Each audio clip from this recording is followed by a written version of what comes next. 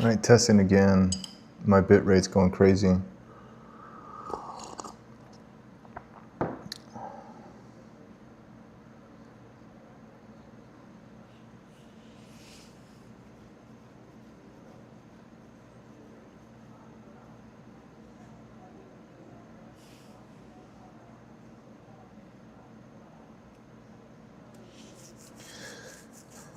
Waiting for this thing. Hey. Oh, nice.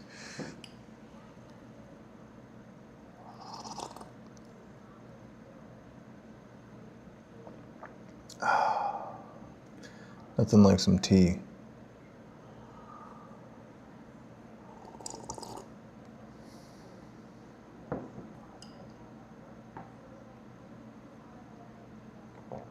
All right, whatever. We'll see how it goes for now. All right, so today I just wanted to brush up on my liberalism and I guess my understanding of liberalism, the classical and the modern sense of liberalism. Then I was going to do some research on Texas politics. We'll see how far we get. Pretty late. It's pretty late, pretty tired, but I'm going to see what I can learn. Talking to 0 viewers, so it doesn't really freaking matter. I wonder if I can TikTok stream this shit too.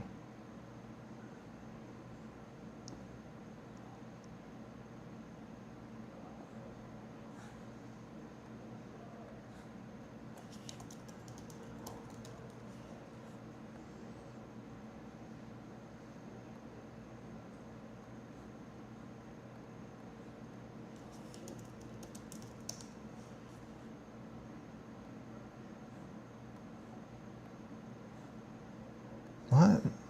Oh, geez. All right. All right. So I'm just going to be reading some very, very boring stuff on Britannica about liberalism.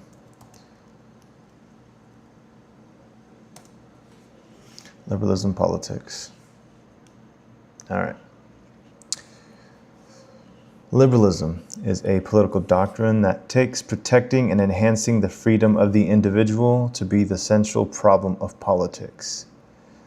Liberals typically believe that government is necessary to protect individuals from being harmed by others, but they also recognize that government itself cannot pose a threat to liberty. Okay. As the American revolutionary pamphleteer Thomas Paine expressed it in Common Sense 1776, government is at best a necessary evil. Laws, judges, and police are needed to secure the individual's life and liberty, but the coercive power may also be turned against the individual. The problem then is to devise a system that gives government the power necessary to protect individual liberty, but also prevents those who govern from abusing that power. So that seems to be like the core doctrine. Let me pull my notes up. All right. So that I remember. Liberalism. All right. Core values. Here we go. So 1, government. The government exists to protect individuals' freedoms, the individual and their freedoms.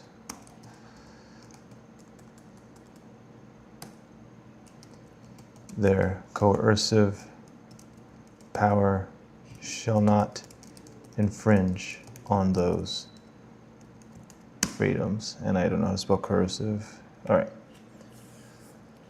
So, okay.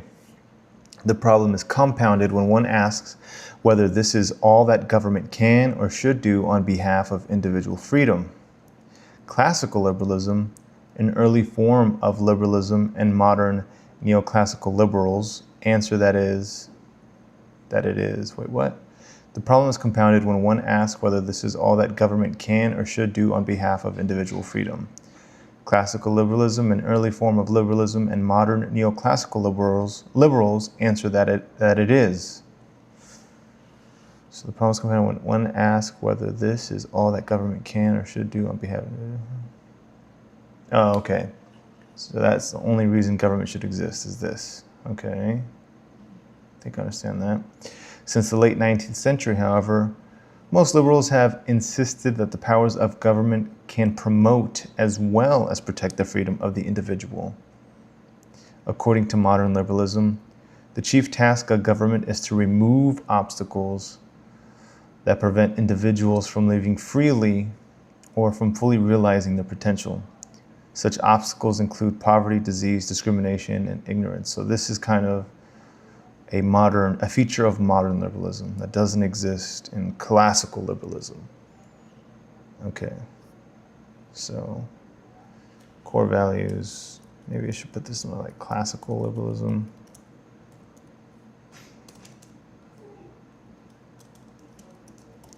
Core values, modern liberalism. The government. So basically, hold on, oh yeah. Those in classical.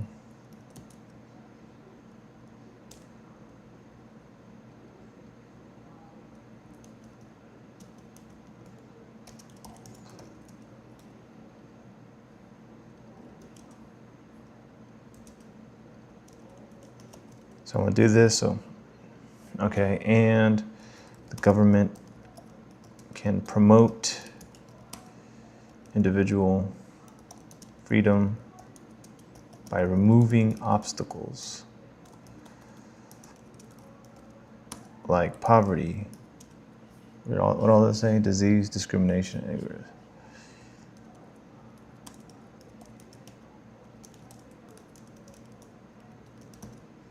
All right.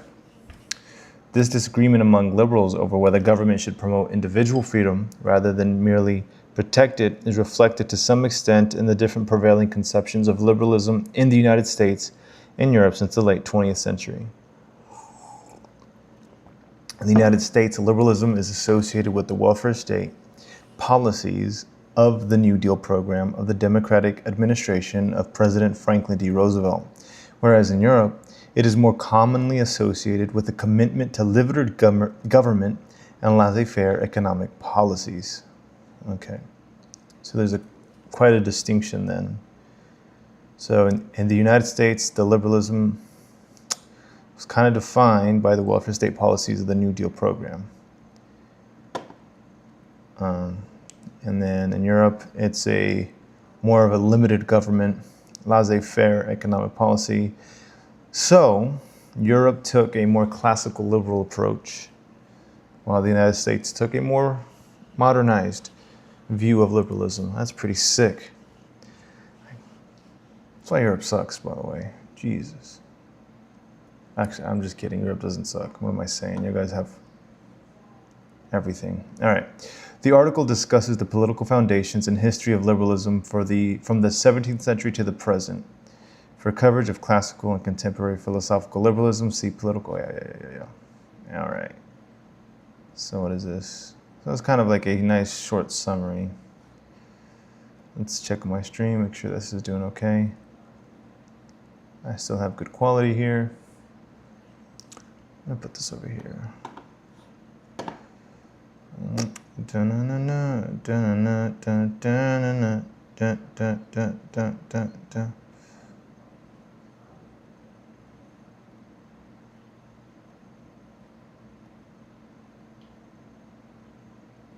What the?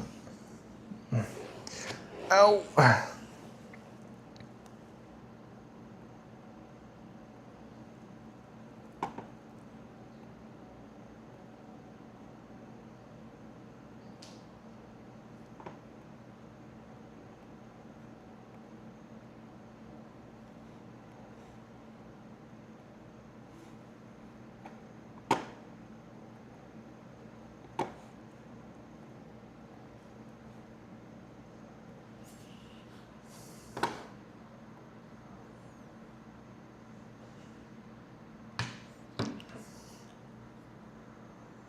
of individual. Damn, is this like what's going on here?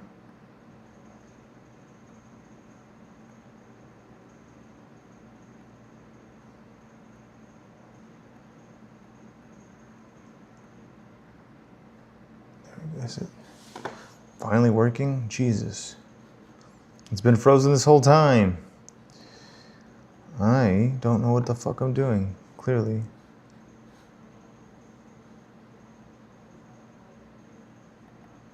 All right.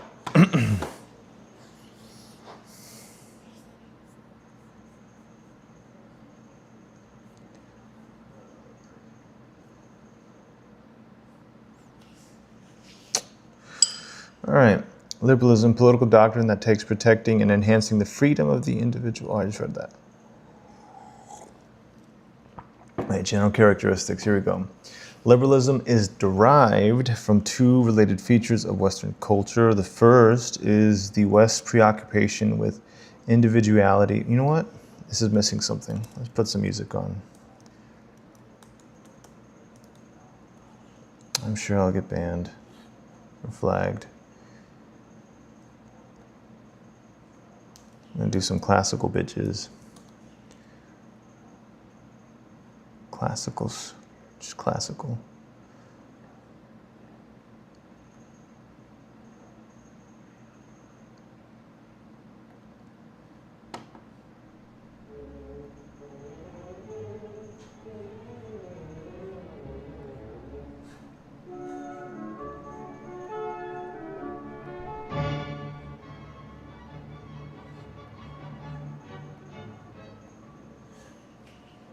Right. Liberalism is derived from two related features of Western culture. The first is the West's preoccupation with individuality as compared to the emphasis in other civilizations on status, caste, and tradition. Throughout much of history, individuals have been submerged in and subordinate to their clan, tribe, ethnic group, or kingdom. Liberalism is the culmination of developments in Western society that produce a sense of the importance of human individuality, a liberation of the individual from complete subservience to the group, and a relaxation of the tight hold of custom, law, and authority. In this respect, liberalism stands for the emancipation of the individual. Interesting.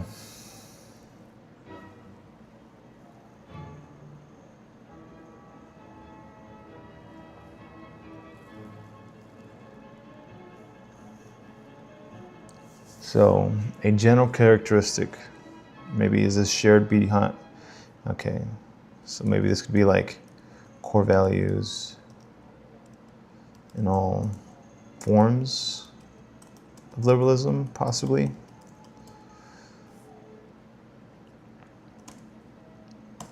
And that is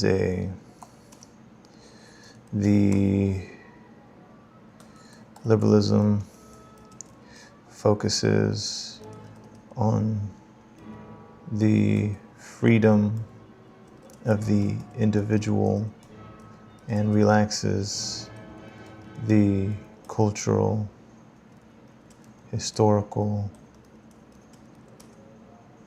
and what's it? Is that the way? Is it good? Relaxes the cultural, historical, and I don't know.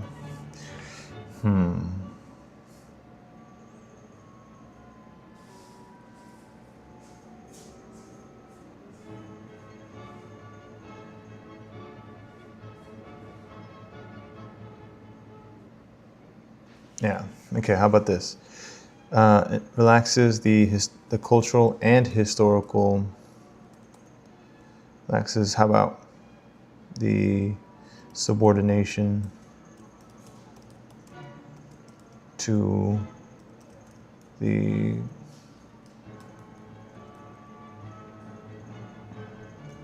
tribe.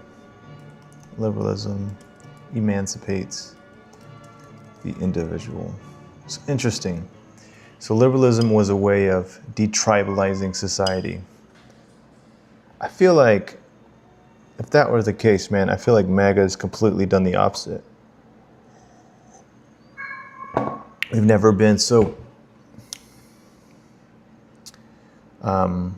pitted against each other in clans or tribes, and we've never had to subordinate ourselves to some sort of expectation of what it means to be an American here in the United States. And that kind of makes sense, you know, when you think about the United States being a liberal country. This emphasis on the individual means that anybody can come here and kind of liberate themselves and become whatever it is. I guess that is like one of the core foundations of the United States and of liberalism. That's what made the States great. But I feel like, you know, MAGA really has it so backwards. You know, they think that, you know, to be an American, like, you have to be, I don't know, I guess not an immigrant. You have to be white, I guess. It's just crazy, bro. You can't be liberal, that's for sure. All right. Liberalism also derives from the practice of adversariality or adversarianess in European political and economic life, a process in which institutionalized competition, such as the competition between different political parties in electoral contests, between prosecution and defense in adversary procedure, or between different producers in a market economy, generates a dynamic social order. Adversarial systems have always been precarious, however, and it took a long time for the belief in adversariality to emerge from the more traditional view, traceable at least to Plato, that the state should be an organic structure, like a beehive, in which the different social classes cooperate by performing distinct yet complementary roles. The belief that competition is an essential part of a political system and that good government requires a vigorous opposition was still considered strange in most European countries in the early 19th century.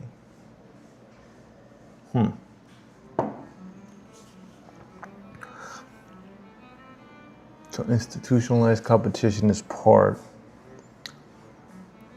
Okay.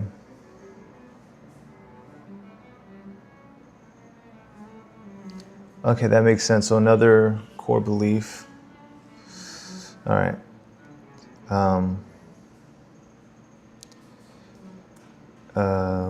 How do they describe it? Yeah. Liberalism practices forms of adversariality. Man, how the adversariality. I need to see how the hell do you say this shit? All right.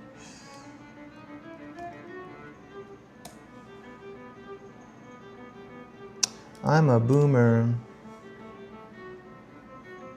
British. No, but that's not what the word I'm looking for. Adversariality.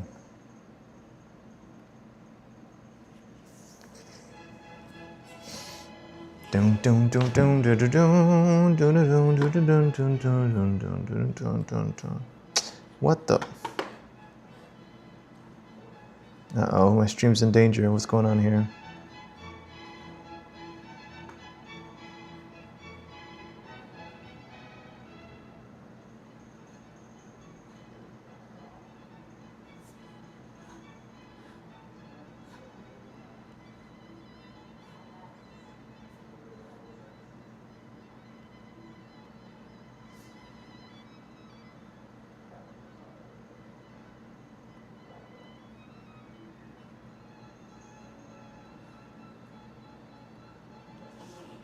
Ow, ow, ow. Ah. Jesus.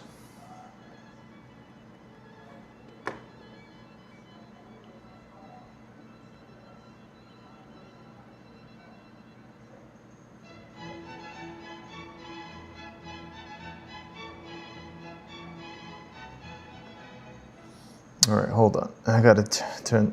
I'm going to stop this. Or I wonder if, can I change it while we're in here?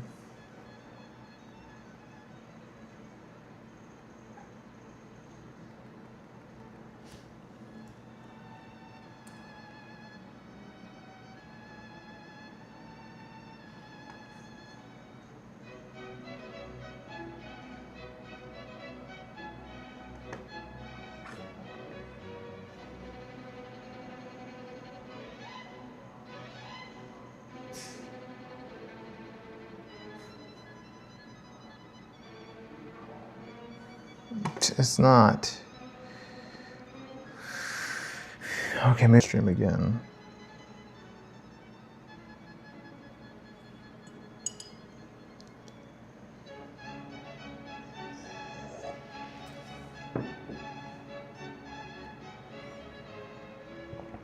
All right.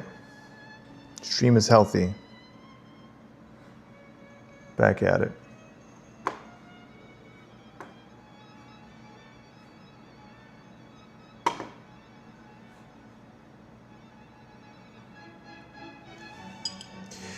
Anyways, where was I? Okay, so liberalism also derives from the practice of adversariality or adversarianess. I've just never seen that word before.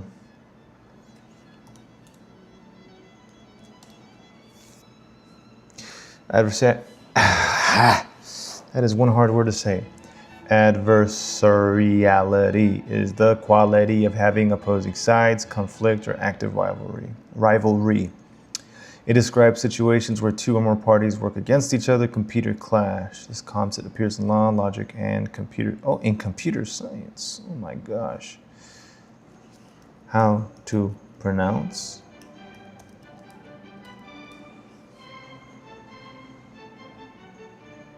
Adversariality.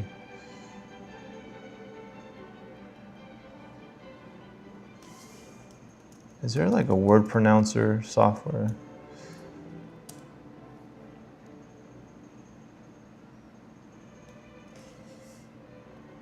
Adversariality. Adversariality. Adversariality. Adversariality. Adversariality. Adversariality. It does sound better in British. All right. So, where was I? So liberalism practices forms of adversariality. Man, I did not spell any of that. Why is that so hard to spell? Adversariality. That was so close. Adversariality. Oh, I had it right. Oh shit. Did I have it right? Adversariality. Okay. Forms of adversariality. Oh yeah, I missed the D. Liberalism practices forms adversariality to promote a healthy competition in the political system. So,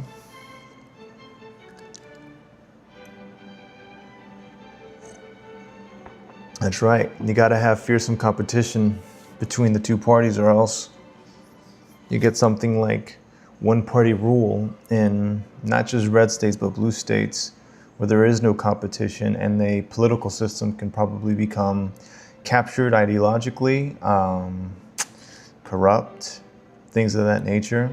That's why it's important to have a healthy Republican Party and a healthy Democrat Party, or a healthy Liberal Party and a healthy Conservative Party.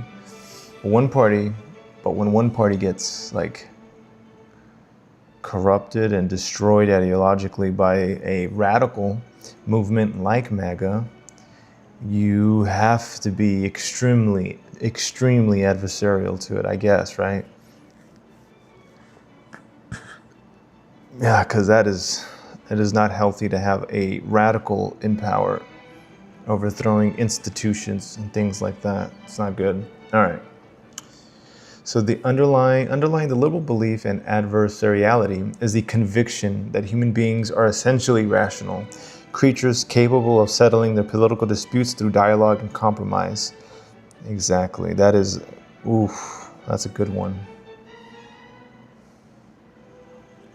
Humans are capable of solving problems through dialogue. Is a core value.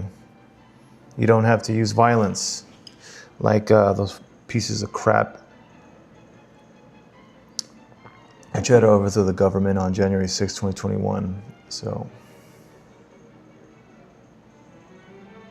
political disputes and compromise.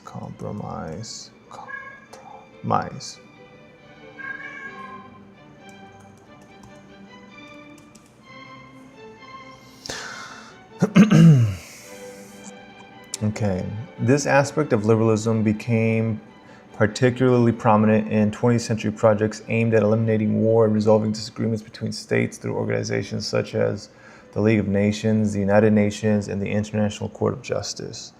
Liberalism has a close but sometimes uneasy relationship with democracy. Wait, why? At the center of democratic doctrine is the belief that governments derive their authority from popular election. Liberalism, on the other hand, is primarily concerned with the scope of governmental activity.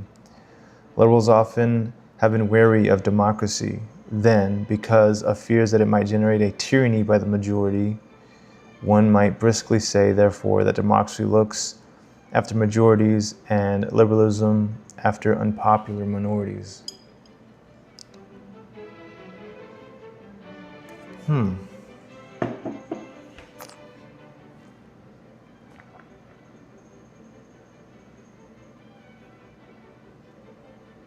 I didn't know that.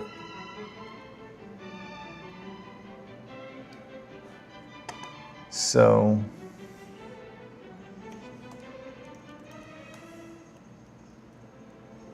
liberalism is concerned with democracy as it fears tyranny of the majority and promotes, the unpopular minority. Well, that makes sense. That's why they're so, it's crazy, okay. Other political doctrines, liberalism is highly sensitive to time and circumstance. Each country's liberalism is different and it changes each generation. The historical development of liberalism over recent centuries has been a movement from mistrust of the state's power on the grounds that it tends to be misused, to a willingness to use the power of government to correct perceived inequities in the distribution of wealth, resulting from economic competition. Inequities that purportedly deprive some people of an equal opportunity to live freely. The expansion of governmental power and responsibility sought by liberals in the 20th century was clearly opposed to the contraction of government advocated by liberals a century earlier. In the 19th century, liberals generally formed the party of business and the entrepreneurial middle class, but for much of the 20th century, they were more likely to work to restrict and regulate business in order to provide greater opportunities for laborers and consumers. In each case, however, the liberals' inspiration was the same. So a hostility to concentrations of power that threaten the freedom of individuals and prevent them from realizing their full potential, along with a willingness to re-examine and reform social institutions in the light of new needs. This willingness is tempered by an aversion to sudden, cataclysmic change, which is what sets off the liberal from the radical being MAGA in this case, right? It is the very eagerness to welcome and encourage useful change. However, that distinguishes the liberal from the conservative, who believes that change is at least as likely to result in loss as in gain. That's right, classical conservatism is interesting because it's not what conservatism is today at all. Or at least what MAGA is calling conservatism.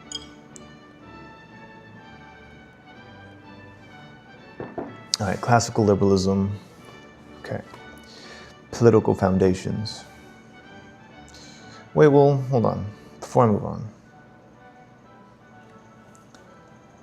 So, if I had to summarize this in my own words, the expansion of governmental power and responsibility sought by the liberals in the 20th century was clearly opposed to the contraction of government.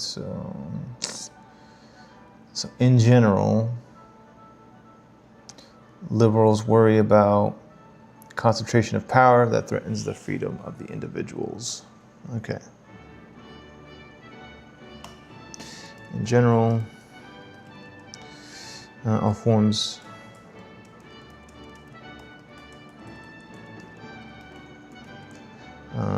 concern themselves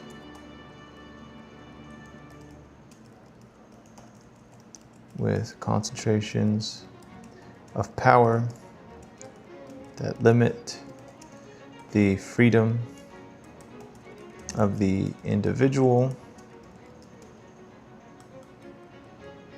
in ways that prohibits the individual from maximizing their potential. I think that's a pretty good summation. Concentrations of power. Okay, so in general,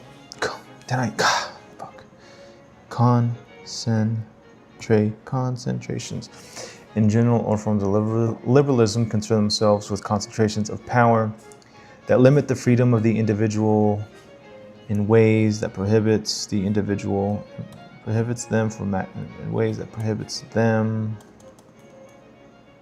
from maximizing their full potential. So these are kind of liberalism focuses on the freedom of the on the individual and relaxes the subordination to the tribe. Liberalism emancipates the individual.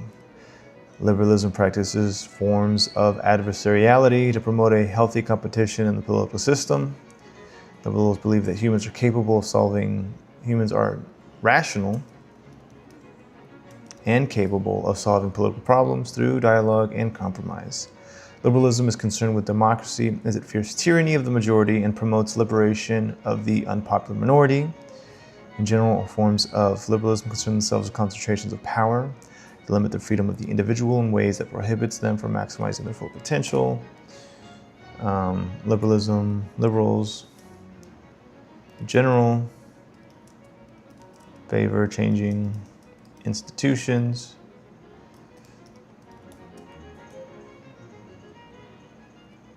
Let's see if I get this right. Changing institutions, if it means the promotion of if it means the change or a result in the promotion of individual liberty and or eliminate some inequality. Okay, it's did I get that kind of right?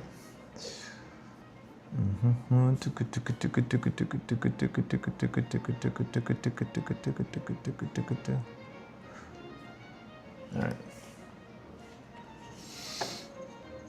So, the expansion of governmental power, as well as ability sought by liberals in the 20th century, is clearly opposed to the contraction of government advocated by liberals a century earlier. In the 19th century, liberals generally formed the party of business. In each case, however, the liberals' inspiration was the same: a hostility of concentrations of power that threatened the freedom of the individuals, along with willingness to re-examine and reform social institutions in the light of new needs. This willingness is tempered by an aversion to sudden cataclysmic change. Right. Yeah. All right, classical liberalism, liberal vagina. Although liberal ideas were not noticeable in European politics until the early 16th century, liberalism has a considerable prehistory reaching back to the Middle Ages and even earlier. In the Middle Ages, the rights and responsibilities of individuals were determined by their place in a hierarchical social system that placed great stress upon acquiescence and conformity under the impact of slow commercialization and urbanization of Europe in the later Middle Ages. The intellectual ferment of the Renaissance and the spread of Protestantism in the 16th century, the old feudal stratification of society gradually began to dissolve, leading to a fear of instability so powerful that monarchical absolutism was viewed as the only remedy to civil dissension. By the end of the 16th century, the authority of the papacy had been broken in the most northern Europe, and rulers tried to consolidate the unity of the realms by enforcing conformity either to Roman Catholicism or to the ruler's preferred version of Protestantism. These efforts culminated in the 30 Years' War from 1618 to 1648, which did immense damage to much of Europe, where no creed succeeded in wholly extirpating its enemies. Toleration was gradually accepted as the lesser of two evils. In some countries where one cry triumphed, it was accepted that too minute a concern with citizens' belief was inimical to prosperity and good order. Oh man, this was a weird sentence. Okay, what the fuck is this Old English? Where no creed succeeded in wholly extirpating its enemies, toleration was gradually accepted as the lesser of two evils. In some countries where one creed triumphed, it was accepted that too minute a concern with citizens' belief was inimical to prosperity. Okay. So I think they realized that not concerning themselves with the citizens was not compatible with prosperity and good order. And so, okay, so the ambitions of national rulers and the requirements of expanding industry and commerce led gradually to the adoption of economic policies based on mercantilism, a school of thought that advocated government intervention in a country's economy to increase state and wealth power. However, as such intervention increasingly served established interests and inhibited enterprise, it was challenged by members of the newly emerging middle class. This challenge was a significant factor in the great revolutions that rocked England and France in the 17th and 18th centuries, most notably in the English Civil Wars, the Glorious Revolution, the American Revolution, and the French Revolution. Classical liberalism, as an articulated creed, is a result of those great collisions.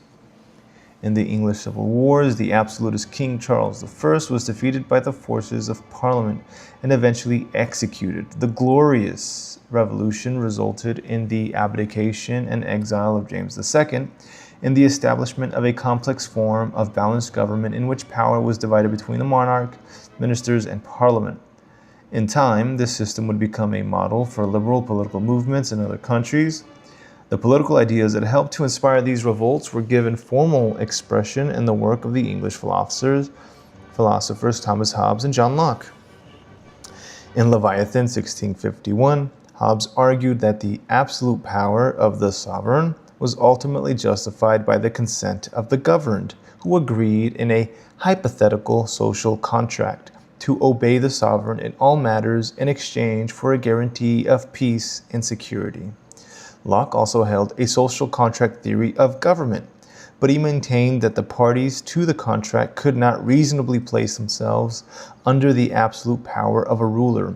Absolute rule, he argued, is at odds with the point and the justification of political authority, which is that it is necessary to protect the person and property of individuals and to guarantee their natural rights to freedom of thought, speech, and worship. Significantly, Locke thought the revolution is justified when the sovereign fails to fulfill those obligations. Oh shit. Indeed, it appears that he began writing his major work of political theory, the two treatises of government, in 1690, precisely in order to justify the revolution of the 2 years before. So he's talking the revolution, the French Revolution, 1690. When was the French Revolution? Is that what he's talking about? No. The Glorious Revolution. The Glorious Revolution, not the French Revolution. What the fuck am I talking about? They talk about the Glorious Revolution that happened. Okay.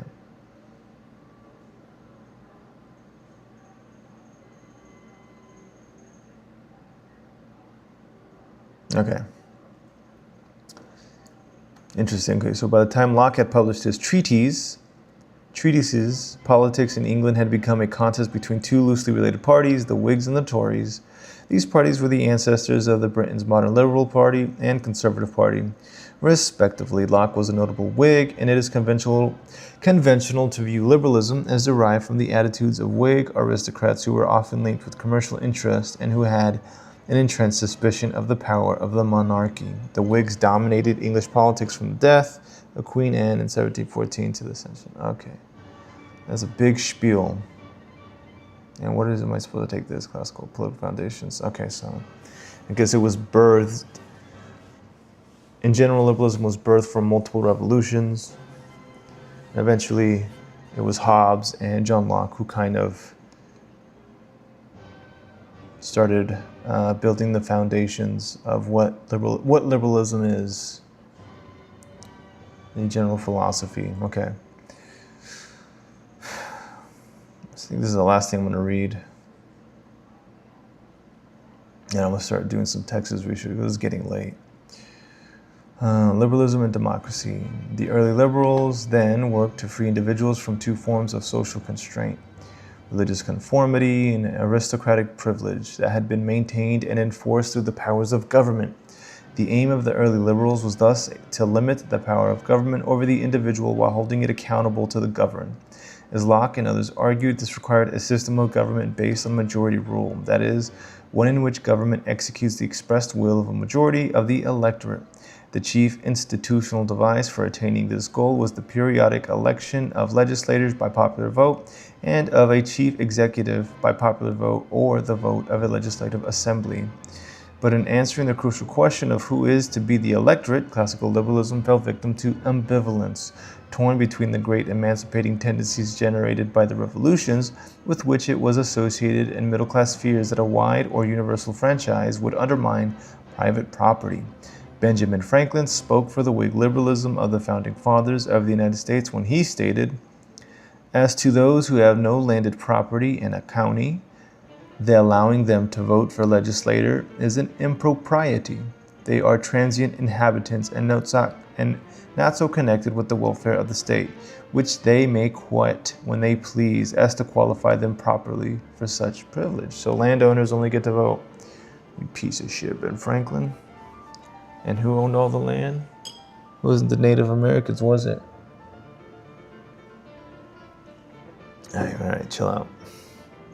John Adams, in his defense of the constitutions of government of the United States of America, was more explicit. If the majority were to control all branches of government, he declared, debts would be abolished first, taxes laid heavy on the rich, and not at all on others, and at last a downright equal division of everything he demanded and voted. French statements such as François Guizot and Adolphe Thiers expressed similar sentiments well into the 19th. Oh shit, look at this, John Adams. This is everything these dem socks want. Debts wants to be abolished, taxes laid on the rich, not on the others, and at last downright equal division of everything be demanded and voted. Shit, bruh. Holy fuck. Holy fuck. You hear that? That's crazy. It's crazy to think that's what they thought. He was president. President thought this. If the majority were to burn. Tyranny of the majority. Remember, that's what we read over here in our notes. Let's go back.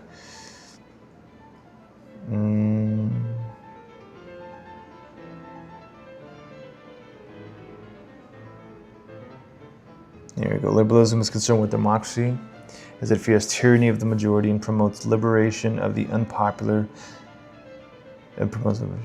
minority. So in this case,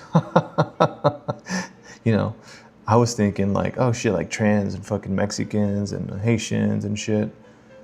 John Adams was like, actually, these rich motherfuckers, these goddamn millionaires, because they didn't have billionaires then, these fucking millionaires, we got to make sure that they don't get fucked with by the majority. That is interesting. Damn. That's crazy. That's crazy, chat.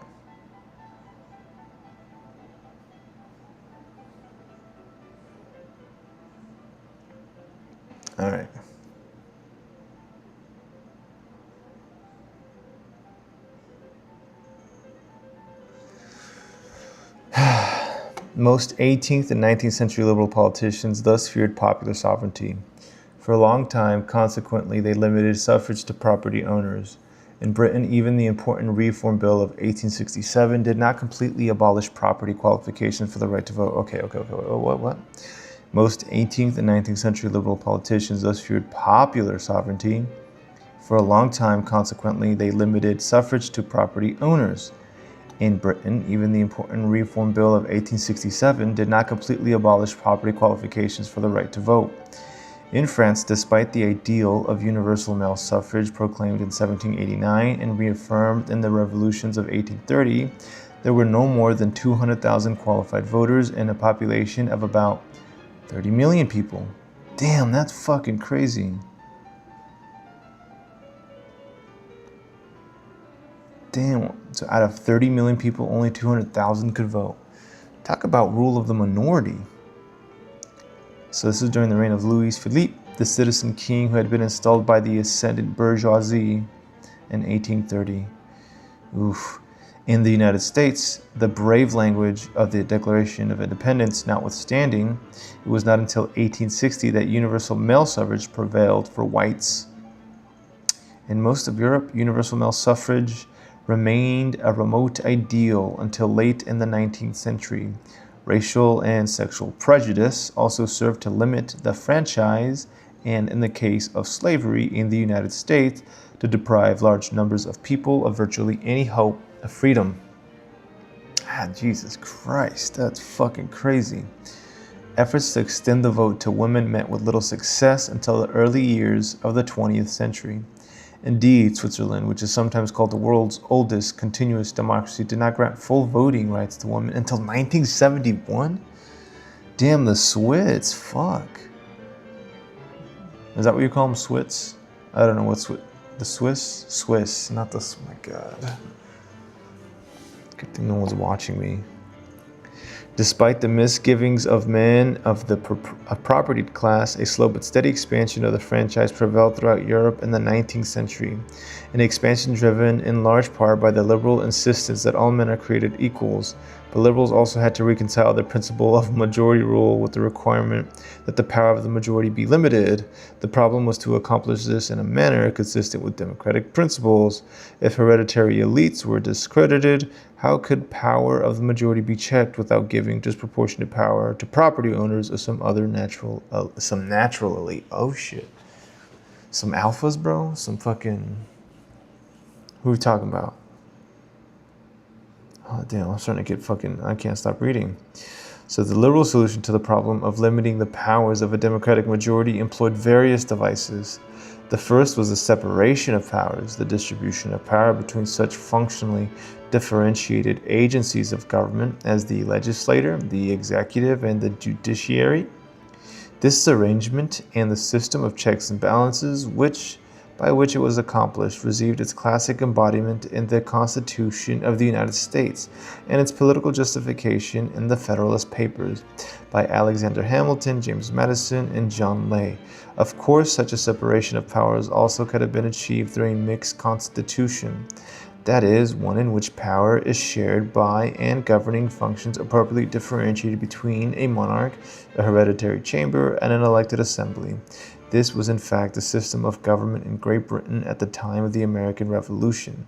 The U.S. Constitution also contains elements of a mixed constitution, such as the division of legislature into the popular elected House of Representatives and the aristocratic Senate, the members of which originally were chosen by the state governments. But it was despotic kings and functionless aristocrats, more functionless in France than in Britain, who thwarted the interests and ambitions of the middle class, which turned therefore to the principles of majoritarianism. Oh shit.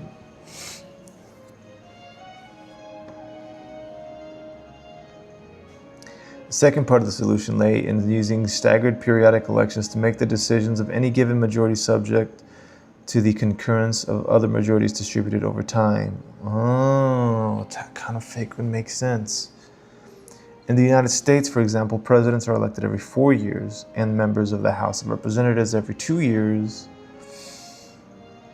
And 1/3 of the Senate is elected every 2 years. Oh yeah, 1/3 every 2 years. Two terms of 6 years. Therefore, the majority that elects a president every 4 years, or House of Representatives every 2 years, is different from the majority that elects 1/3 of the Senate 2 years earlier, and the majority that elects another 1/3 of the Senate 2 years later. These bodies, in turn, are checked by the Constitution, which is approved and amended by earlier majorities. In Britain, an act of Parliament immediately becomes part of the uncodified Constitution. However, before acting on a highly controversial issue, Parliament must seek a popular mandate, which represents a majority other than ones that elected it. Thus, the constitutional democracy, the power of a current majority, is checked by the verdicts of majorities preceding and follow. Okay, this is interesting because I was listening to a debate where this guy was saying, he was saying something about originally the United States, like the founding fathers and stuff. Now, the early political leaders were concerned with populist democracy, one in which the majority rules, kind of just like John Adams, or James, was it John Adams? Yeah, with John Adams is a perfect summary, right?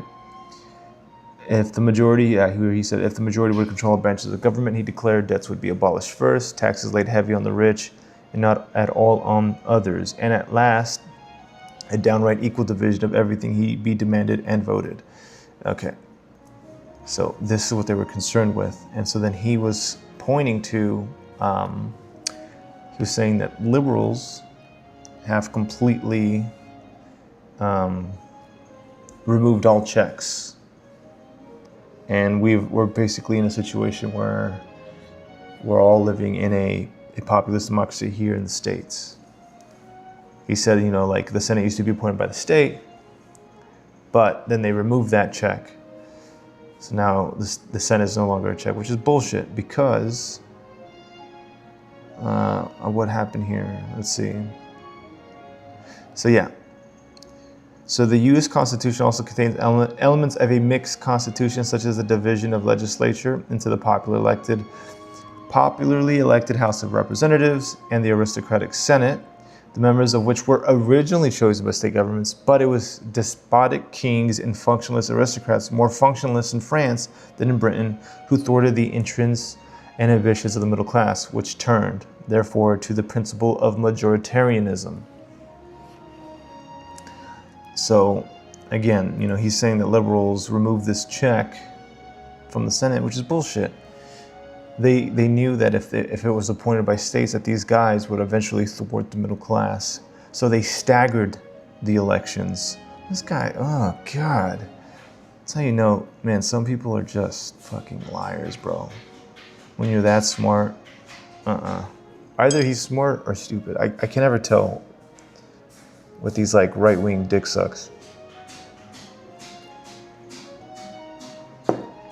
That's a bad, I would not make that argument. I would argue that they made the Senate more majoritarianism, more representative of the majority, but they also added a check by staggering the elections every 2 years. A third of the Senate gets elected every 3 years or 2 years or whatever. Okay. Wow. So the third part of the solution followed from liberalism's basic commitment to the freedom and integrity of the individual, which limitations of power is, after all, meant to preserve. From the liberal perspective, individuals are not only citizens who share a social contract with each other, but also help with rights upon which the state may not encroach. If majoritarianism is to be meaningful, a majority verdict can come about only if individuals are free to some extent to exchange their views. This involves, beyond the right to speak and writ freely, the freedom to associate and organize, and, above all, freedom from fear of reprisal. But individuals also have rights apart from their roles as citizens. These rights secure their personal safety and hence their protection from arbitrary arrest and punishment. Beyond these rights are those that preserve large areas of privacy. In a liberal democracy, there are affairs that do not concern the state. Such affairs may range from the practice of religion to the creation of art and the raising of children by their parents. For liberals of the 18th and 19th century, they also included most of the activities through which individuals engage in production and trade. Eloquent declarations affirming such rights were embodied in the British Bill of Rights, 1689, the U.S. Declaration of Independence and Constitution ratified in 1788, the French Declaration of Rights of Man and Citizen, 1789, and the basic documents of countries throughout the world that later used these declarations as their models. These documents and declarations asserted that freedom is more than the right to cast a vote in an occasional election. It is the fundamental right of people to live their own lives. That's right, God damn it. All right. I'm gonna leave it here. I'm gonna bookmark this. Can I bookmark this? How the fuck do I do this? Do I hit, yeah, right there. Leave it to the other bookmarks. All right. Let me turn this music off.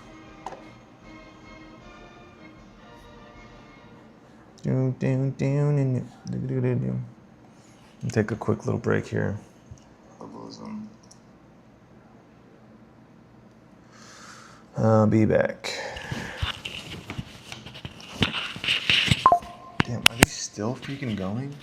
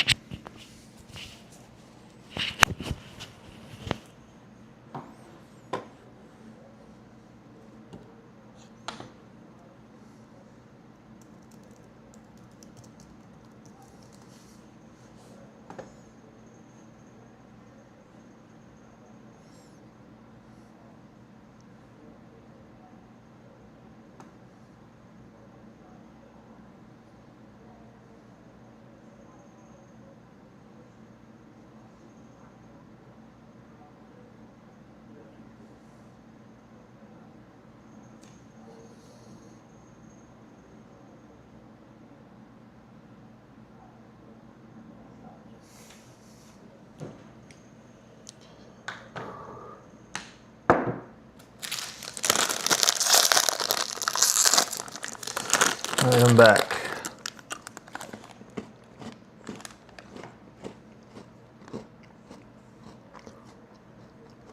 With some animal cookies, got some tea. Get ready to do some research. I was just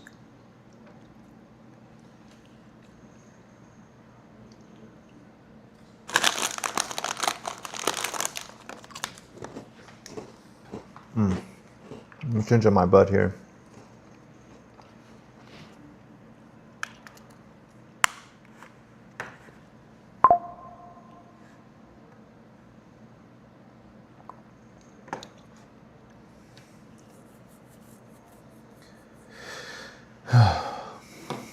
Before I take a look at some Facebook shit. Facebook always pisses me off.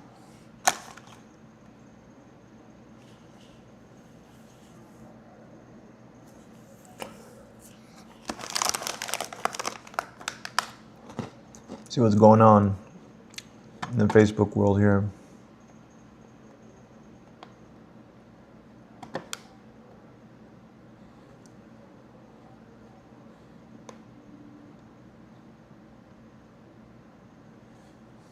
All right, allow.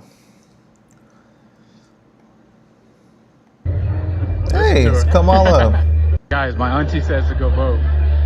Go vote. Listen to her. Guys, my auntie says. Isaiah Martin. Let's see. Ooh, an ad from Tellurico. I'll be honest, this isn't good. Ken Paxton's billionaire donors and corporate PACs. Oh shit, watch out. I'm pouring millions into Texas to defeat me. Well, it looks like their attacks are working. The New York Times new poll shows the race to take back Texas a total toss-up. Are you fucking kidding me? Are you fucking kidding me? Texas is so fucked, dude. This is our guy that we're fighting against. This fucking loser right here. Look at him. Look at that fucking lazy-eyed piece of shit child, PDF file forgiver, pardoner, whatever you want to call him. God, let me look at that, dude. This is what we're fighting against. All right? Bruh. If like the Antichrist came back on Earth, this guy would be it, man. This dude right here. No, I'm being a little extreme. But dude, this dude's like, look at it. They're always saying such a criminal. Let's look up all his charges. Ken Paxton, criminal charges and convictions.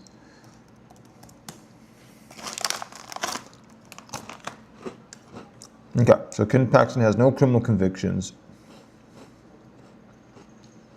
In March 2024, Paxton reached a pretrial diversion agreement that resulted in the complete dismissal of his long-standing felony securities fraud indictments, allowing him to avoid a trial and jail time without an admission of guilt. What the fuck was that? Criminal charges and indictments. 2015 indictment. Paxton was indicted on 3 felony counts. Wow. 2 counts of first-degree securities fraud and 1 count of failing to register as an investment advisor stemming from private tech company investments before he took office as Attorney General. Jesus Christ. The resolution in 2024. Weeks before the long-delayed trial was set to begin, a settlement was agreed upon to dismiss all charges. How the fuck did he get that worked out? Terms of the deal. To clear the charges, Paxton agreed to pay roughly $300,000 in restitution of victims, complete 100 hours of community service, and take 15 hours of legal ethics education. Holy shit. So this dude was totally fucking guilty. He just made a nice little deal. Get himself out of jail. That's fucking crazy.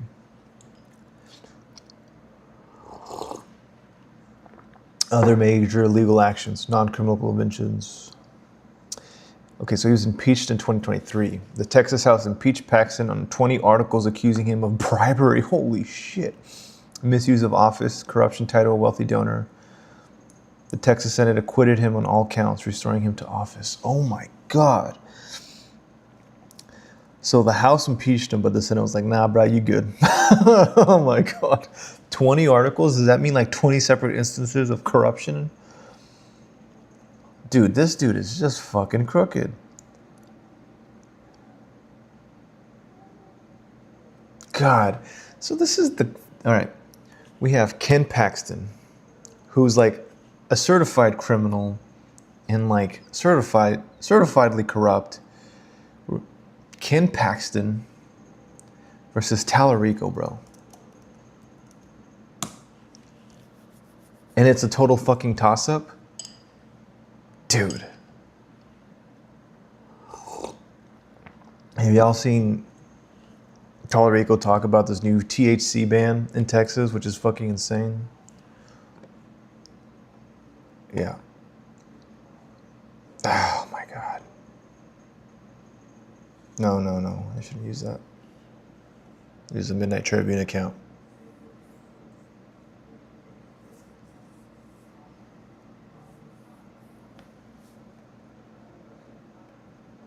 All right, what was I watching? Oh my God. Where the fuck?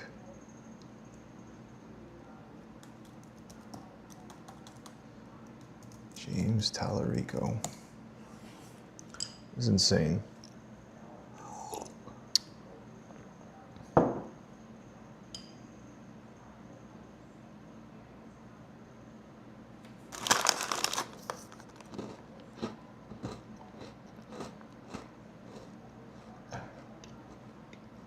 Let's watch. You know what? Let's watch this. Tallarico on the Breakfast Club. You were at a town hall. I know Keith Edwards came up, Rogue DNC came up, the folks who were adamant about attacking Jasmine online, and you said that you wanted them to keep Jasmine's name out of their mouths. Yes. The primary's over. Do you wish you would have said that sooner? The first day that the congresswoman got in the race, I put out a video on social media, sent it to our 50,000 volunteers, sent it to our entire campaign staff, every person who worked for the campaign, and you go back and watch it. It was in December. And I said that Congresswoman Crockett is my friend, she is a leader, and she deserves our utmost respect. And then I kept repeating it throughout the campaign because I kept seeing this vitriol on social media. And obviously I can't police every single comment section, but I can show leadership. And, you know, I look back and it's possible I could have showed more leadership because, again, this is so much bigger. And by the way, look at this. He's already taken responsibility for how people treated Jasmine Crockett. Meanwhile, Ken Paxton's over here taking bribes, hurting people, releasing pedophiles, and he has the balls to call James Tallarico morally bankrupt and corrupt and radical. It's like, it's just fucking, it's insane, dude. Than me, it's so much bigger than Congresswoman Crockett. I mean, we have to win this race. People are dying in our state because of policies that have been passed by the extremists in Texas. And so this is a lot bigger than any of us. And people online, especially people who don't live in Texas, who are just like pushing their own agenda, trying to make some kind of political point at our expense. I'm like, yeah, that was annoying. Have time for that. I don't know how many of y'all. Win to help. I don't know how many of y'all who didn't live in Texas were meddling in our politics. Not just like talking shit about Jasmine Crockett, but like saying, don't vote for Tallarico. Tallarico is, you know, this white oppressor. That. I'm like, that shit was annoying too. And it's like, oh, y'all don't even live in Texas, so why don't you just keep Tallarico's name out of your fucking mouth? Our people in Texas. And so whatever agenda you have, whatever clicks or likes you're trying to get on social media, take that elsewhere.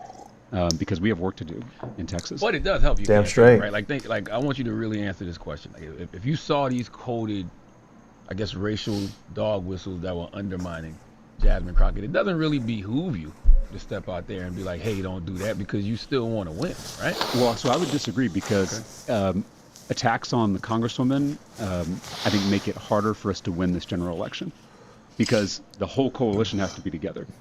Like in Texas, there's no way for any one of our communities to win this election alone. And so we need Black Texans to win this race. And then if, when we win this race in November, I'll represent the most African Americans of any senator in the country.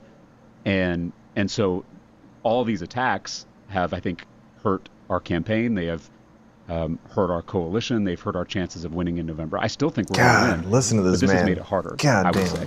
Because that was one of the racial dog whistles that they said that she wasn't electable. Like, you could win statewide, but she couldn't. Yep, and I got asked about this on The View, on national television, and they asked me point blank, like, do you think Congresswoman Crockett is electable? I said, absolutely.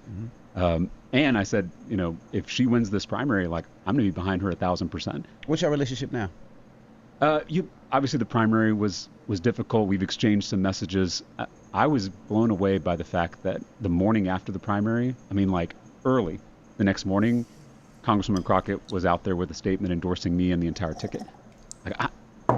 If I'm being very honest, I don't know if I could have done that the morning after, right? I would probably had to take a day before I was ready to come out and do that. Yeah, I mean, it's hard because you said it's all about winning this. Of election. course, but we're all still human beings, right? Like, you can know the work is important, and it can still hurt you personally. That's what I meant when I said, when you see her being attacked. Yeah, it does help your campaign when that happens. Yeah, I don't know. I really think that anyone who is sowing division within our coalition is hurting my chances, hurting all of our chances to win. And are also possibly bad actors that are trying to break up the coalition that Tallarico's trying to build. Like Republicans calling Tallarico bad for Black Texans. I mean, Abbott's already out there saying that kind of shit. He's trying to drive a wedge between, Black Texans and Tallarico. Because, they know that Tallarico has a chance. Like, dude, they got... Ken Paxton is the nominee. Okay? They're fucked. Trump fucked Texas for Republicans. But he did, honestly, I feel like Trump did us a favor by endorsing Ken Paxton over John Cornyn. But I mean, she put all of that behind the work, and she came out that morning and endorsed the entire ticket, endorsed me, and then now she's been campaigning all over the state for these down ballot candidates and still in the fight. Like, she once she has a job, right? She's a sitting congresswoman. She could also just take a breather and take a beat and walk away for a little bit. I don't think any of us would blame her for doing that, but she's out there hitting the trail. Every day I wake up. Okay. Dude answered every question with integrity, even took responsibility for, possible comments that people made online, not comments that he made. Meanwhile, we have Ken Paxton avoiding questions, right? Watch this shit. General, I wanted to give you a chance to respond to State Representative Tallarico and his campaign. They've made a lot about the reports that have come out. One in the New York Times about you acquiring properties worth So, Jack, can we keep this to law enforcement today? Well, I'm giving you the opportunity to answer that question. I'd like to, if we're here with the sheriffs, I'd like to keep today to law enforcement. So that's yeah, you're very familiar with that, you piece of shit. Gromer, did you want to go? Will you answer a question about why you voted in Collin County? Clear that up. So we're just going to do questions on law enforcement today because we're joined with 22 amazing law enforcement officers. I have a question. We're going to get out of here. Thank you, guys. I have a question. Yeah, we're going to get out of here. Thank you. Can we not have more than one person answer a question? Fucking pussy. We heard from Tallarico today. He's campaigning on, it is. Yeah, please do not call me out on my nefarious behavior. General, I What a wanted to fucking give loser. you a chance to respond to State Representative Tallarico And then we and have, his campaign. They've made a lot about the reports that have come out. One in the New York Times. Then we have Texas Democrat candidate. There you go. Then we have this. So you stay here, you answer our questions, or you suffer the consequences. So I'm happy to engage. We'll come to here in just a second. I appreciate you being here, and I appreciate you traveling in, and I appreciate I did you. it for my people, not for you. Wonderful. And I think that's wonderful. I think that's wonderful. And It's all right. It's all right. It's all right. This is what this conversation is supposed to be about. Yeah. So one. All right. Tallarico gets yelled at by this lady, and by the way, he answers her question to the best of his ability. He tells her that he's going to work with her and build a relationship, and that this is only the beginning of their relationship. I mean, like, he actually tries to address all her concerns. And and Ken Paxton can't even answer one question about his past. He can't even be honest about who he was. You know? And I mean, these two guys are just not the same caliber of people or of person. It's insane to me how this is still a fucking toss-up. Is that true, Tallarico? You're triggering me. This was your post. He's fucking triggered me, dude. Oh my god. I keep seeing this poll too. Gina's 49% and Abbott's 50% in terms of who would vote for who. Oh man, I really hope Gina wins. I'm tired of Greg Abbott. Uh-oh. What's this fucking doughboy? You know what 11... What the hell? Like, who says, you know what 11-year-old boys need? 11-year-old boys need to see 11-year-old boy drag queens. They need to be invited to explore their sexuality, because that's, Lord knows that's what children need, is more sexuality. And these 11-year-old, we're going to convince little boys, you're actually a girl. Oh, God. And by the way, little girls, you're actually a boy. This is sick. This is twisted. What the hell? Like, what the hell? Oh my God, what is happening? Okay, Ted Cruz, what are you, Tallarico campaign? No, that's bullshit, really? All right, this is the problem. I go on Facebook to see how, like, MAGA and like radical lefties get their news and shit. This is how they hear Ted Cruz, a fucking U.S. senator, talk about, oh shit, what the fuck? A U.S. senator, right? A U.S. senator talk about Tallarico campaigning with child drag queen. I'm gonna look this up, all right? Tallarico campaigns with child drag queen.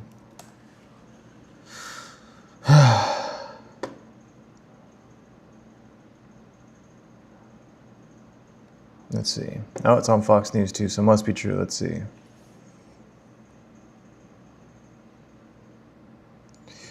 So this is a problem. All right, Senate hopeful James Tallarico. Ah, Jesus. Shut up. Yes, they can. That's a fucking razor. All right. Senate hopeful James Tallarico is on the defensive after remarks resurfaced in which he lavished praise on a Texas drag queen as some of the best in the country. Made the comment in May 23 while criticizing a bill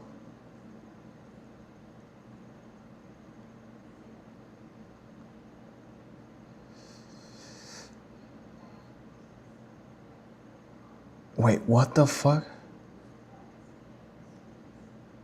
Wait, this is not at all. What is this?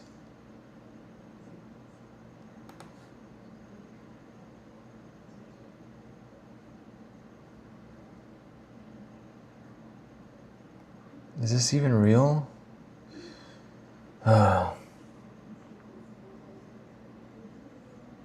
Sedania face. That's no fucking shot. This is real, dude.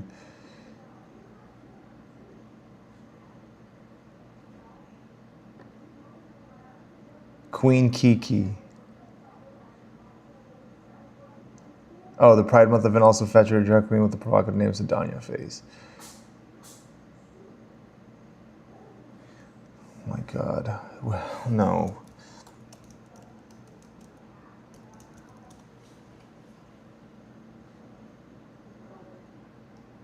So, like,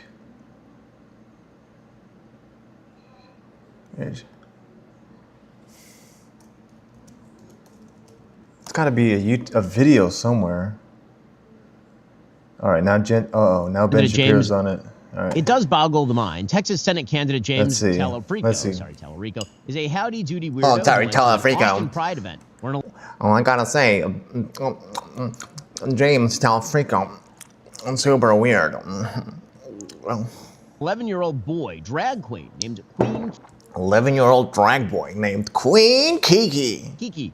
performed Queen alongside Kiki. another drag queen named Sidanya Face. Yeah, it's full-scale child abuse. Something like this should be making Tallarico completely unelectable in the great state of Texas. So why is Tallarico ahead of Republican candidate Ken Paxton in literally every recent poll? Let's dive in. So Captain lying about who he is James Tallarico over in Texas. Right, James Tallarico is, again, sort of cosplaying as religious, howdy-doody type who just loves transing the kids. He tries to avoid the transing the kids conversation, but this is the game. Right? This is the game. So here is, it is one of the most irritating things that I find people doing on the left, is selectively citing the Bible when they clearly don't believe in any of the core beliefs of the Bible. It's very, very irritating. So James Tallarico is out there doing the sort of Pete Buttigieg routine. He says that if Jesus came back today, both parties would be uncomfortable with Jesus. Well, I mean, the Democratic Party would be uncomfortable with Jesus for about 1,000 reasons if Jesus were to come. Where the hell is this? I don't understand, dude. Hold on. Is this real? I need AI because I cannot. Okay. Let's ask Gemini, all right? Fact check this article because I am only seeing weird pictures. They're not even standing next to each other. I mean, this is just so salacious. I can't believe it. Fact check this, please.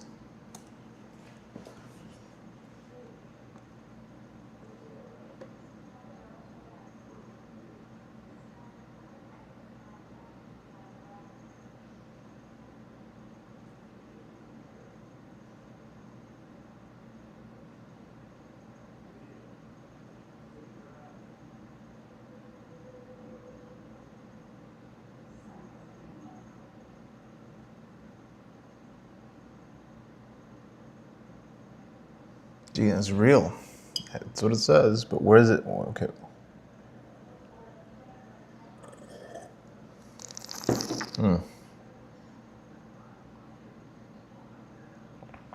Okay.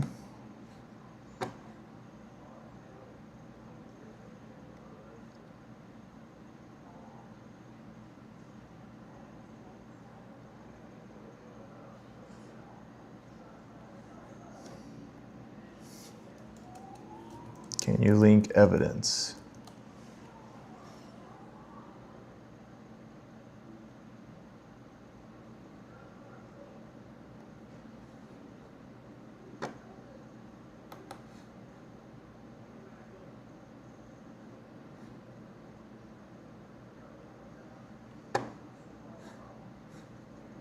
What? No shot, dude.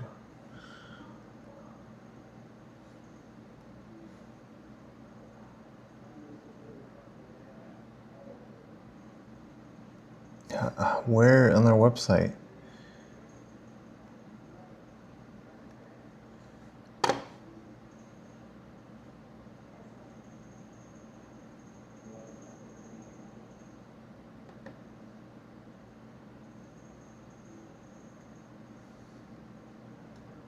That's what I was. I mean, oh God. It's like, oh my God.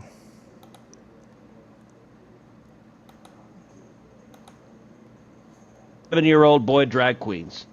They need to be invited to explore their sexuality, because that's, Lord knows that's what children need, is more sexuality. And these 11-year-old, we're going to convince little boys, you're actually a girl. And by the way, little girls, you're actually a boy. No, this is hilarious, actually.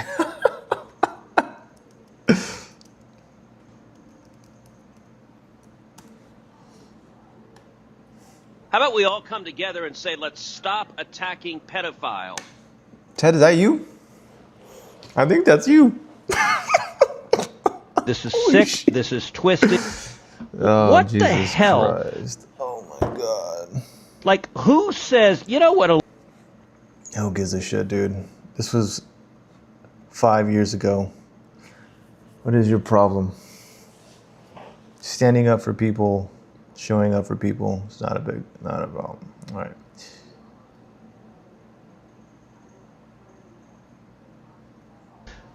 What the hell? Like, who says, you know what 11-year-old boys need? 11-year-old boys need to see 11-year-old boy drag queens. They need to be invited to explore their sexuality, because that's, you know, Lord knows that's what children need is more sexuality. And these 11-year-old, we're going to convince little boys. Ted Cruz.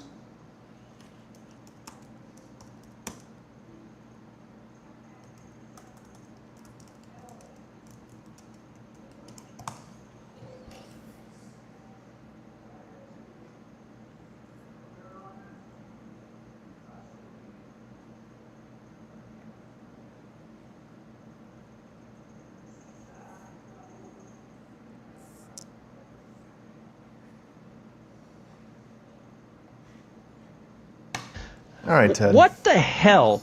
Like, who says, you know what 11-year-old boys need?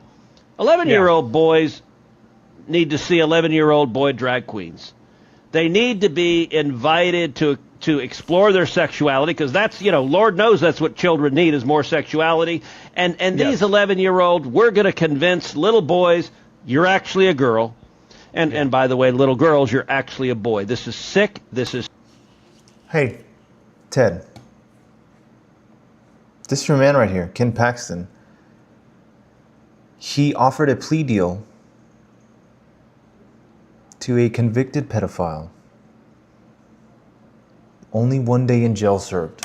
Only 1 day. Okay? And remember, this is also you. How about we all come together and say, let's stop attacking pedophile? Please, dude, you're full of shit. Okay? You're the last person that needs to talk about protecting children. And by the way, that drag show that you're crying about happened like six or 5 years ago, 2021, that I could barely find any evidence of this fucking claim. It's so stupid. Y'all got nothing on Tallarico, bro. Y'all are scared. Y'all are scared because Kim Paxton's gonna lose. Oh my God. Ugh. God.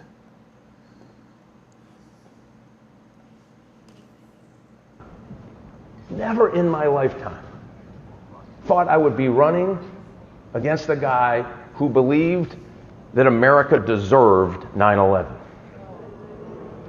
I'm telling you, this is about the heart and soul of our country. Oh, Jesus. This talking about the whole Abdul. country is looking at us here Jesus in Michigan. Christ. They're looking at you. And they're hoping we do everything that we can do together to make sure that we stop this in its tracks. You cannot have an anti-American 9/11 America's fault candidate win an election, and I don't care where it is, but we're not going to let it happen here in Michigan. The fact that I was an FBI... By the way, in defense of Abdul Saeed, he never said that. Not once did he ever say he thinks America deserved 9/11. But, unfortunately, he campaigned with Hassan Piker. See if we can find some videos.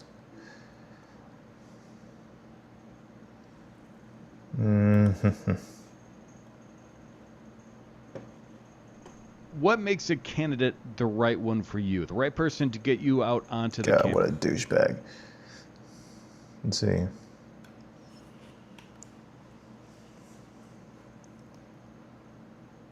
All right.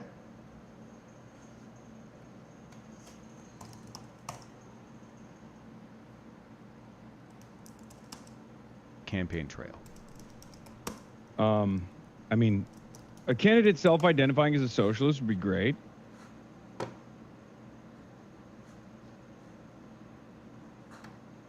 It's been 22 years.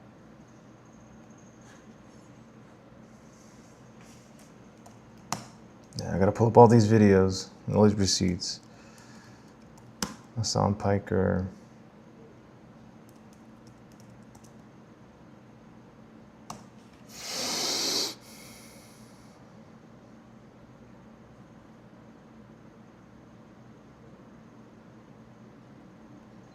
How far do you want to take the transformation of America. Okay. So it's not just the transformation of America. I think it's the transformation of global politics in its entirety. I think that capitalism. It's been 22 years. Like, people, like, so many people who have consciousness now were not alive when it happened. Like, no one's gonna take it seriously. It's just not gonna happen. Like, so many people were not alive in the minds of the American public. No, I mean, it was a devastating attack, okay? Make no mistake. I think everyone understands that, right? What I'm trying to explain here is that 9/11 and its impact in American consciousness was incredibly intense. It completely changed the game for a lot of Americans. Like, and we're going to talk about that today. It's been 22 years. Like, yeah.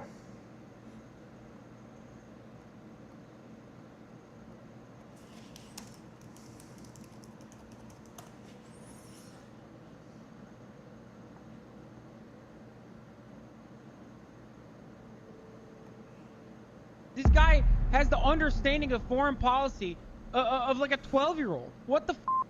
What the f*** is wrong with this dude? Didn't he go to war and like literally lose his eye because some mujahideen, a brave f***ing soldier, f***ed his eye hole with their dick? Isn't that how he lost his f***ing dumbass eye? Because he got his f***ing eye hole? America deserved 9/11, dude. F*** it. I'm saying it.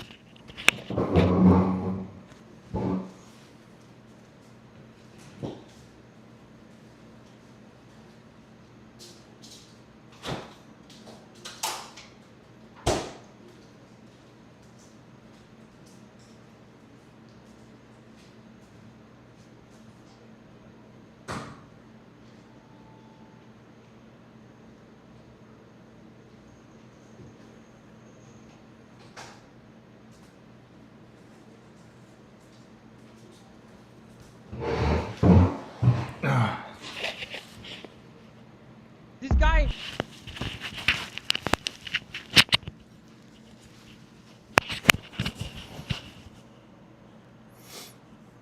Mm-hmm. Yeah. Yep. Mm-hmm.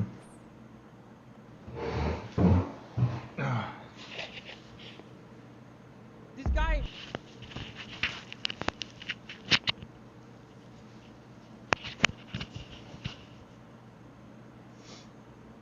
Mm-hmm. All right. All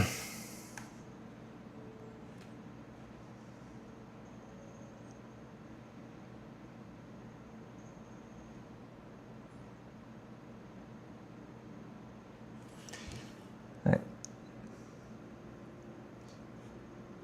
Yeah. See if I can redo this. There's that Mike Rogers video. God, this is so fucking stupid, dude. I lost this shit, okay? I tell you, this really is about that heart and soul of a country. Who do we want to be in November when this is over? I say that we're going to be that state that still passionately believes in the future of America, that believes that our kids are going to have the same opportunities that we do, and we're going to have a new generation of great patriots who will stand up, salute the flag, and be proud. That's right. That's why we're going to cut food assistance to all children. And we're going to indoctrinate you into the Christo-fascist American Party. Of who we are and our heritage in this great country. So let me just say with this, thanks for being here. I couldn't tell you. You're welcome. Couldn't be more excited about how many people decide to show up today. And what it does is cuts off this media narrative that we're just not excited as Republicans here. All right, W. Bush, we just don't fucking really care about the impersonator. outcome here. We're going to be sleeping through now and November. If you're among now in November, what this tells me is exactly the opposite. Those Democrats are not going to know what hit them, thanks to you. Hey guys, we have a state to save. Save a state, yeah. Save. What about this? Arrested drug dealers and human traffickers, gangsters. I know the fact that I was an FBI agent, kicked in doors, arrested drug dealers and human traffickers, gangsters. I never in my lifetime Never in my lifetime thought I would be running against a guy who believed that America deserved 9/11. I'm telling you, this is about the heart and soul of our country. The whole country is looking at us here in Michigan. They're looking at you. All right, that's incredibly fucking racist, okay? It's got a scary name, right? For all these whites in Michigan, for all the white Michiganders, Abdul al-Said, I guess that sounds like a terrorist name, right? So he can just say that shit. But, you know, in al-Said's defense, he never said that shit. Not once did he say that I'm aware of that America deserved 9/11. And and the problem is, though, is that he campaigned with this douchebag right here. You see him? His name is Hassan Piker. I'm sorry, you lefties, but he's a douchebag. Okay? And Hassan Piker infamously went crazy and said this shit. Has the understanding of foreign policy of like a 12-year-old. What the f***? What the f*** is wrong with this dude? Didn't he go to war and like literally lose his eye because some mujahideen, a brave f***ing soldier, f***ed his eye hole with their dick? Isn't that how he lost his f***ing dumbass eye? Because he got his f***ing eye hole f***ed? America deserved 9/11, dude. F*** it. I'm saying it. All right. So that's the problem, okay? And when you campaign with people like that, they're going to use it against you, unfortunately. But that doesn't excuse Mike Rogers' piece of shit racist comments. He's going to use all the fear that he can so that he can try and win this election. But I hope he loses. I don't think he'll succeed in Michigan. He better not. Never in my fact that I was an FBI lifetime. Gosh, this is just nuts, Never dude. Man, Facebook is a crazy place. This is not a good place to go for politics. Oh my God. Okay.